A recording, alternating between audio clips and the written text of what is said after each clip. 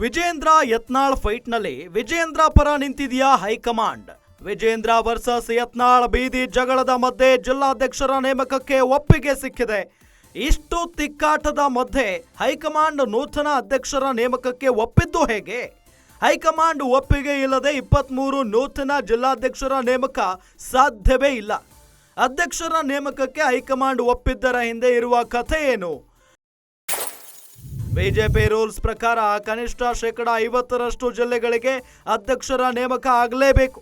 ಕರ್ನಾಟಕದಲ್ಲಿ ರಾಜ್ಯ ಬಿಜೆಪಿಯ ಒಟ್ಟು 39 ಸಂಘಟನಾತ್ಮಕ ಜಿಲ್ಲೆಗಳಿವೆ.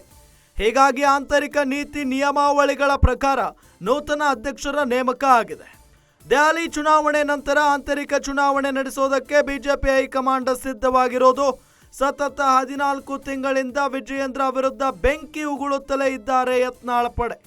ವಿಜಯೇಂದ್ರ ಜೊತೆ ಸಂಧಾನದ ಬಾಗಿಲು ಮುಚ್ಚಿಕೊಂಡಿರುವ ಬಸನಗೌಡ ಪಾಟೀಲ್ ಯತ್ನಾಳ್ ರಮೇಶ್ ಜಾರಕಿಹೊಳಿ ಸೇರಿದಂತೆ ಹಲವರು ಬಳಸಿರುವ ಪದಗಳೇ ಕಾರಣ.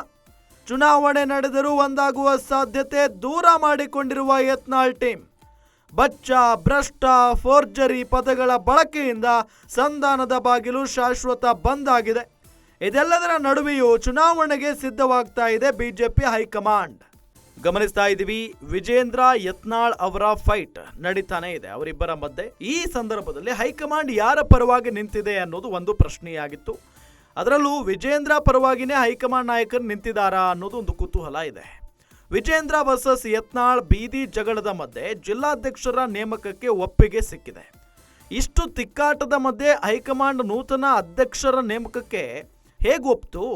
ಎಲ್ಲವೂ ಸರಿ ಇಲ್ಲ ಬಿಜೆಪಿಯಲ್ಲಿ. ಆದರೂ ಕೂಡ ನೂತನ ಅಧ್ಯಕ್ಷರ ನೇಮಕಕ್ಕೆ ಹೈಕಮಾಂಡ್ ಒಪ್ಪಿದ್ದೆ ಹೇಗೆ? ಹೈಕಮಾಂಡ್ ಒಪ್ಪಿಗೆ ಇಲ್ಲದೆ 23 ನೂತನ ಜಿಲ್ಲಾಧ್ಯಕ್ಷರ ನೇಮಕ ಆಗೋದು ಸಾಧ್ಯನೇ ಇಲ್ಲ. ಅಧ್ಯಕ್ಷರ ನೇಮಕಕ್ಕೆ ಹೈಕಮಾಂಡ್ ಒಪ್ಪಿದ್ದರ ಹಿಂದೆ ಇರುವಂಥ ಕಥೆ ಏನು ಅನ್ನೋದು ಈಗಿರುವಂಥ ಪ್ರಶ್ನೆ. ಬಿಜೆಪಿ ರೂಲ್ಸ್ ಪ್ರಕಾರ ಕನಿಷ್ಠ 50% ಜಿಲ್ಲೆಗಳಿಗೆ ಅಧ್ಯಕ್ಷರ ನೇಮಕ ಆಗಲೇಬೇಕು. ಕರ್ನಾಟಕದಲ್ಲಿ ರಾಜ್ಯ ಬಿಜೆಪಿಯ ಒಟ್ಟು 39 ಸಂಘಟನಾತ್ಮಕ ಜಿಲ್ಲೆಗಳಿದ್ದಾವೆ. ಹೀಗಾಗಿ ಆಂತರಿಕ ನೀತಿ ನಿಯಮಾವಳಿಗಳ ಪ್ರಕಾರ ನೂತನ ಅಧ್ಯಕ್ಷರ ನೇಮಕ ಆಗಲಿದೆ. ಇನ್ನೇನು ದೆಹಲಿ ಚುನಾವಣೆ ಕೂಡ ನಡೆಯಲಿದೆ. ಅದರ ನಂತರ ಆಂತರಿಕ ಚುನಾವಣೆ ನಡೆಸುವುದಕ್ಕೆ ಬಿಜೆಪಿ ಹೈಕಮಾಂಡ್ ರೆಡಿ ಆಗಿರೋದು. ಸತತ 14 ತಿಂಗಳುಗಳಿಂದ ವಿಜೇಂದ್ರ ವಿರುದ್ಧ ಯತ್ನಾಳ್ ಪಡೆ ಬೆಂಕಿ ಉಗುಳ್ತಾನೆ ಇದೆ. ವಿಜೇಂದ್ರ ಜೊತೆ ಸಂಧಾನದ ಬಾಗಿಲು ಆಲ್ಮೋಸ್ಟ್ ಕ್ಲೋಸ್ ಆಗಿಬಿಟ್ಟಿದೆ ಈಗ ಬಸನಗೌಡ ಪಾಟೀಲ್ ಯತ್ನಾಳ್ ಅವರ ಕಡೆಯಿಂದ.